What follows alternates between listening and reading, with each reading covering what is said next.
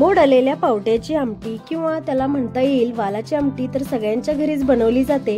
परंतु आज आपल्या या व्हिडिओमध्ये मी कशा पद्धतीने बनवते त्याची रेसिपी तुमच्याबरोबर शेअर करत आहे। मी इथं आमटी बनवणार आहे कुकरमध्ये, अगदी झटपट बनवून तयार होते आणि चवीलाही अप्रतिम अशी लागते। आता तुम्हाला इथे व्हिडिओमध्ये दिसतच आहे, अगदी अशी सुंदर दिसत आहे आणि कटही आलेला आहे आणि झणझणीत दिसत आहे आणि चवीलाही अप्रतिम झालेली आहे। कुकरमध्ये बनवल्यामुळे झटपट बनवून तयार होते। महाराष्ट्रात सगळ्याच ठिकाणी अशा पद्धतीचा रात्रीच्या जेवणाचा बेत असतो।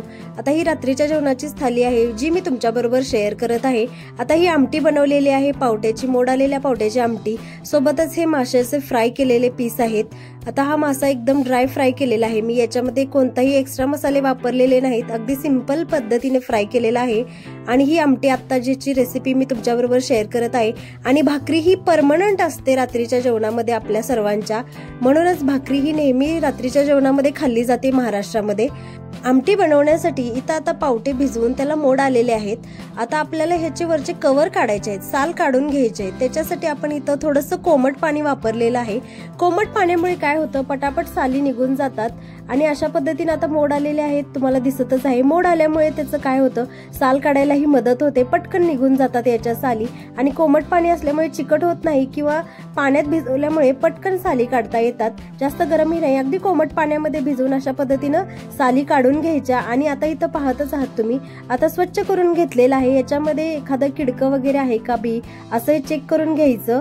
शक्यतो काय होतं, आतमध्ये एखाद्या वेळेस किडलेलं असतं, त्यामुळे पहिल्यांदा चेक करून घ्यायचं। आता याच्यामध्ये आपण वाटण वगैरे काही नाही बनवणार, अगदी सोप्या पद्धतीने बनवणार आहे। इथं एक कांदा मी बारीक चिरून घेतलेला आहे, 2 टोमॅटो तेही बारीक चिरून घ्यायचे आहेत, लसूण भरपूर सारा आणि इथं कोथिंबीर वापरणार आहे।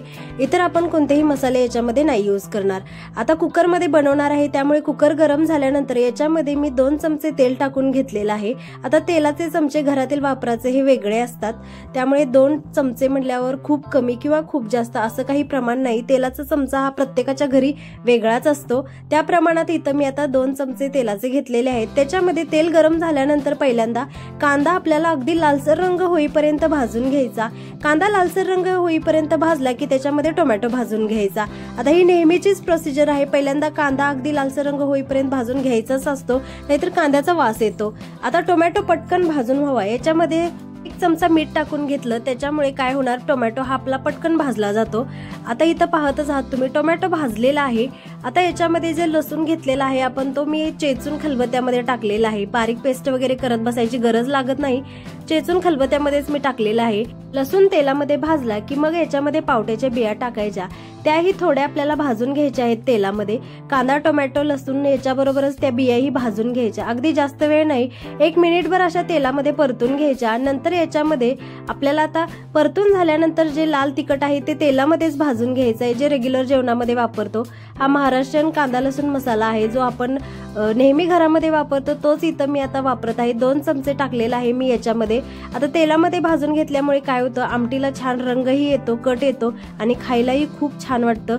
आता इथं सोबतच आपण 4 चमचे भाजलेल्या शेंगदाण्याचं बारीक कूट केलेलं आहे ते टाकणार आहे। त्याच्यामुळेच आमटी म्हणजे महाराष्ट्रामध्ये शेंगदाण्याच्या कुटाविना आमटी होणं शक्यच नाही। सगळ्यांच्या घरी आमटीमध्ये शेंगदाण्याचं कूट हे वापरलंच जातं, शक्यतो सगळीकडे अशाच पद्धतीने आमटी बनवतात, म्हणजे शेंगदाण्याचं कूट वगैरे वापरून। नाहीतर याला ऑप्शन म्हणून तुम्ही थोडंसं ज्वारीचं पीठ किंवा बेसनचं पीठ ही वापरू शकता आमटीमध्ये, त्यानेही आमटी घट्ट व्हायला मदत होते। अशा पद्धतीने आता शेंगदाण्याचं कूट ही घातलेलं आहे आणि सोबत आता बारीक चिरून घेतलेली कोथिंबीर लास्टला घालायची आणि परत एकदा आपल्याला हलवून घ्यायचं आहे। आता गरम पाणी याच्यामध्ये वापरायचं आहे, थंड पाणी अजिबात नाही वापरायचं, गरम पाण्यामुळे आमटीला टेस्ट छान लागते, म्हणून आता इथं मी गरम पाणी वापरत आहे। तुम्ही तुमच्या क्वांटिटीनुसार इथं पाणी वापरू शकता। आता इथं आपल्याला कुकरचं झाकण लावून कुकरच्या इथं 3च शिट्ट्या करून घ्यायच्या आहेत, हे जास्त वेळ लागत नाही शिजायला, 3 शिट्ट्यामध्ये शिजून होतं, परफेक्ट अशी आमटी बनून तयार होते। रेसिपी तुम्हाला आवडली असल्यास व्हिडिओला नक्की लाईक करा, शेअर करा आणि कमेंट करायलाही विसरू नका। अशाच सिंपल रेसिपींसाठी आपल्या चॅनलला नक्की सबस्क्राईब करा। कुकर थंड झाल्यानंतर इथं आता झाकण उघडून बघणार आहे आपण, अशा पद्धतीने आमटी बनून तयार झालेली आहे, कटही आलेला आहे वरती आणि झटपट तयार होते कुकरमध्ये। अशा पद्धतीनं मस्त अशी परफेक्ट आमटी बनून तयार झालेली आहे।